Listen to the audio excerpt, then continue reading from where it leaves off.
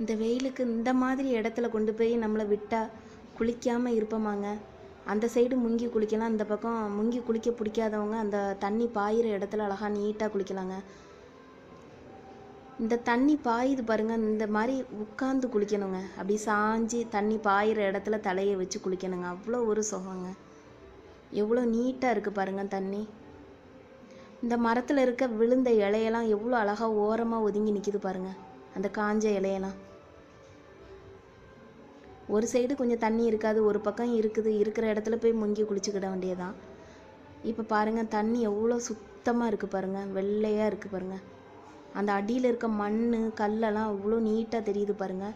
இந்த கல்லெல்லாம் பார்த்தீங்கன்னா நல்ல உருண்டை கல்லுங்க. பெரிய கல்லும் அப்படி தான் உருண்டையாக இருக்குது, சின்ன கல்லெல்லாம் உருண்டையாக இருக்குது. இந்த உருண்டையான கல்லெல்லாம் நம்ம எடுத்துகிட்டு வந்தால் வீட்டுக்கு யூஸ் ஆகுங்க.